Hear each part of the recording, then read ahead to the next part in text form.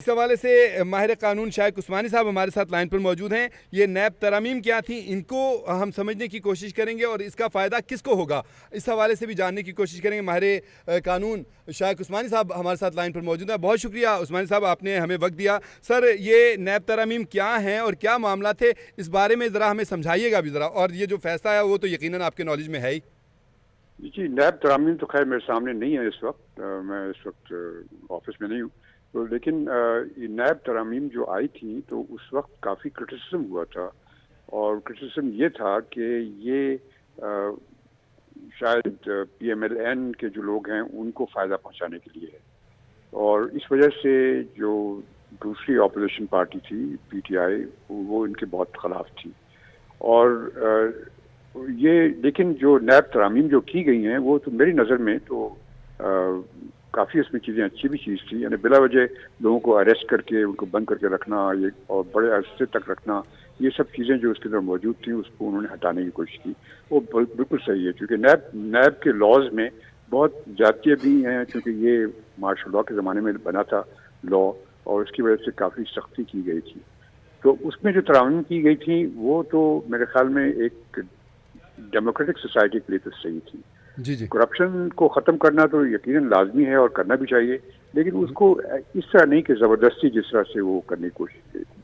तो मेरे ख्याल में वो तरामीम जो की गई थी वो सही थी, लेकिन उसके खिलाफ अपील फाइल हुई और वो उसको 3 मेंबर बेंच ने जो है उसको कलअदम डिक्लेयर कर दिया। क्योंकि कलअदम इस तरह से होता है कि अगर कोई कानून बनाती है पार्लियामेंट और वो या तो ह्यूमन राइट के खिलाफ होता है या फिर कॉन्स्टिट्यूशन के खिलाफ होता है, तो उसको कोर्ट जो है कलअदम कर सकती है। तो उन्होंने कलअदम कर दिया। उसके बाद फिर गवर्नमेंट ने उसके खिलाफ अपील फाइल की, और जो अपील फाइल की वो अब उसका नतीजा आया है। और मैं देख रहा हूँ कि ये यूनानिमस जजमेंट है 5-0 की, तो इससे इन्होंने उसको वापस बरकरार रखा है। तो मेरे ख्याल में ये अच्छी चीज़ है, क्योंकि नैब की वजह से काफ़ी मुश्किलात पैदा हो रही हैं मुल्क में। जितने हमारे ब्यूरोक्रेटिक ऑर्गेनाइजेशन हैं उनको काम करना काफ़ी मुश्किल हो गया है और सब डरे हुए होते हैं। तो ये बड़ी अच्छी बात है। मेरे ख्याल ये तरामीम जो आई है इसकी वजह से काफ़ी मुल्क के बिजनेस में काफ़ी फ़ायदा होगा। तो जैसा अब इसका फ़ायदा सियासतदानों को भी तो होगा। नहीं, सियासतदानों को यकीनन होगा, जो अगर सियासतदान इसमें इन्वॉल्व हैं उनको भी फ़ायदा होगा। लेकिन बात सूरत ये है कि ये देखिए, हर एक दुनिया में हर मुल्क में एंटी करप्शन लॉज होते हैं। हमारे भी एंटी करप्शन लॉज हैं, लेकिन ये जो नैब की बात जो शुरू की गई है और उसमें उन्होंने ख़ास तौर से ज़्यादा पावर्स दे करके ये मार्शल लॉ रिजीम्स में लोगों ने इस्तेमाल की है, तो ये जनरल डेमोक्रेटिक फंक्शनिंग के लिए मेरे ख्याल में सही नहीं थी।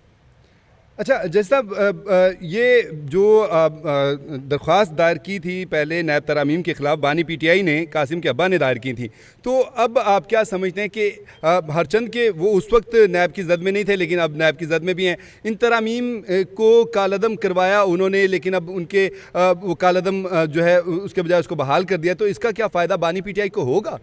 जी जी, बिल्कुल उनको भी फ़ायदा होगा। अब एग्जैक्टली मुझे सारे केसेस उनके खिलाफ जो है मुझे मालूम नहीं, लेकिन फ़ायदा उनको भी होगा इसका, और उसका एडवांटेज होगा और सबको होगा फ़ायदा, विच इज़ गुड।